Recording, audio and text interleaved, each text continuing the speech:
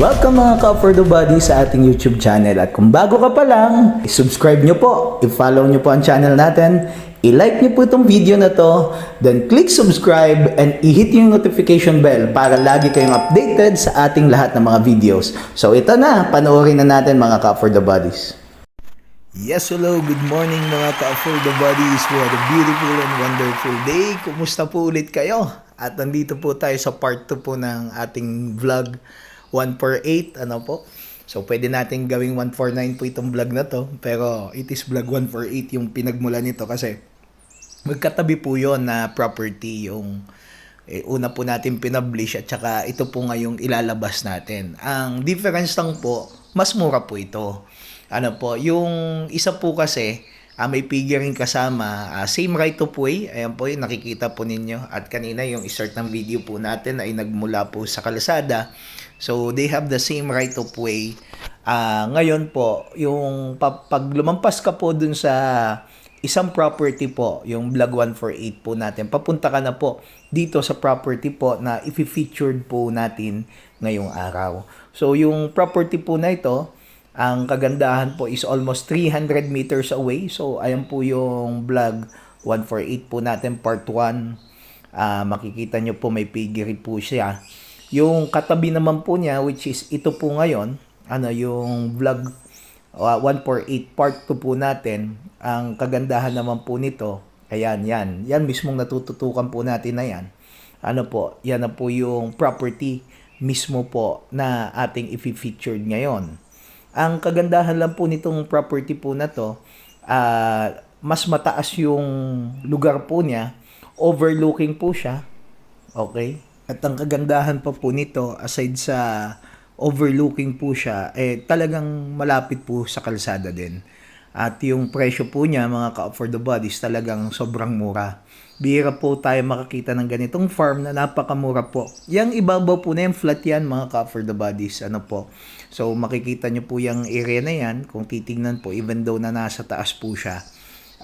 Ang kagandahan po nito, pag umaga talaga, yung buong area niya, puro fog. So, malamig po yung klima po dito.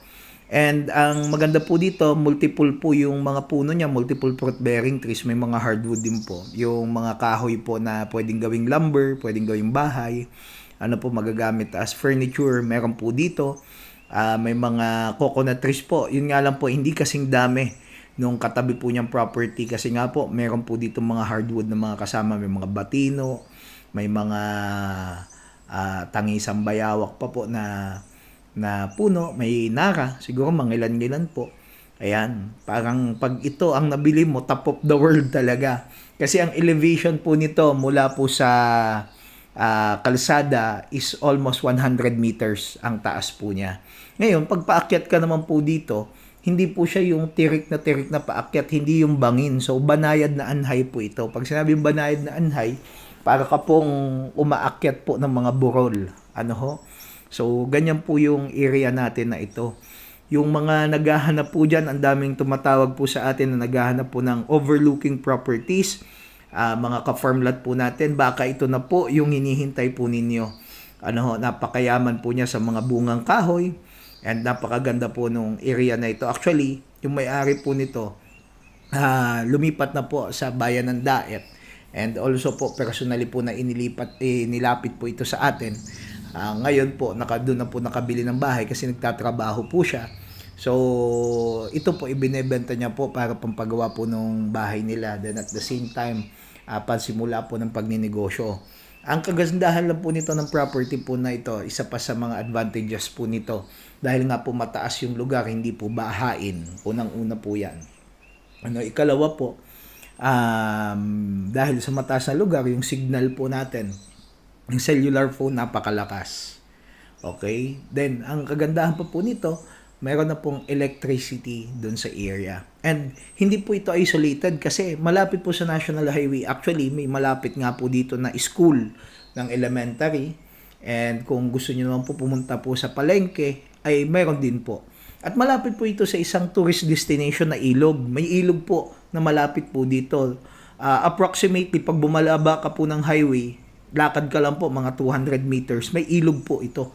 nakatabi na dinadayo po talaga. Kaya nga po yung dalawang video po natin na almost 3 hectares kasi pareho po sila 2.9 hectares.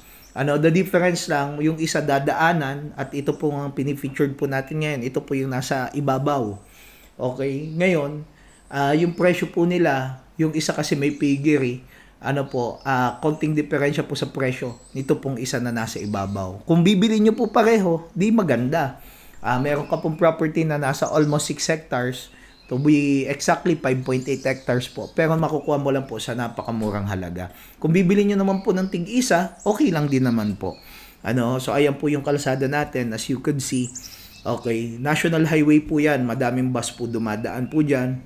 At madami pong mga trucks na dumadaan. Madami pong mga pampasahirong biyahe. Papunta naman po sa town proper po. Mas malapit po ito sa Santa Elena. Kumpara po sa bayan ng Labo. Okay, kasi pag papunta ka po ng Labo, from here, it's around 1.5 hour, if I'm not mistaken. Pero pag papunta ka naman po ng bayan ng Santa Elena, it is just only 25 minutes mula po sa town proper ng Santa Elena. Ang kagandahan, hindi isolated yung area. Napakaganda mga ka-for the body. So, I highly encourage you na baka ito na po yung pangarap nyo pong lupa. And hindi na po kayo mahirapan dahil madami po sa atin naghahanap po. Naunawaan ko naman po, may mga naghahanap po ng may bukal, may body of water, given po yon.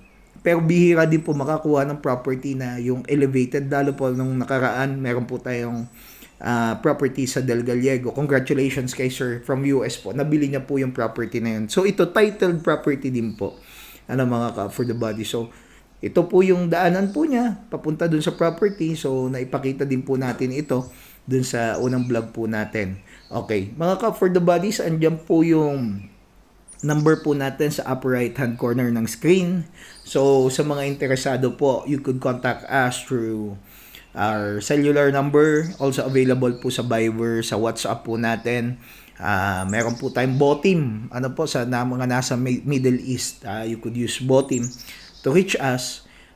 Ngayon po, ang gagawin po natin, pag may mga inquiries po kayo, tawag lang po kayo or message kayo. Kung di ko po masagot, definitely po, nasa field po tayo or busy po sa meetings, magre-response naman po tayo. Ngayon, babalikan ko po kayo after nung activity po natin na ginagawa ko po during that time na kayo nag-message. Basta mag-iwan lang po kayo ng mensahe. Ito po yung title po niya. Ayan, so titulado po siya. Kikita nyo naman po. At saka nandiyan po yung sukat. Okay. Mga for the bodies, maraming salamat po sa mga nagmamahal po sa atin. At mga for the bodies, hanggang dito na lamang po yung video po natin. So, message lang po kayo sa akin at agad ko pong sasagutin ang inyong mga katanungan. So, sa mga nagko-comment sa YouTube, okay po yan. Pero I suggest, message po kayo sa ating contact number. God bless you po everyone. Ingat po kayo palagi at sa Diyos po ang lahat ng kapurihan. See you po sa ating next videos. Bye-bye.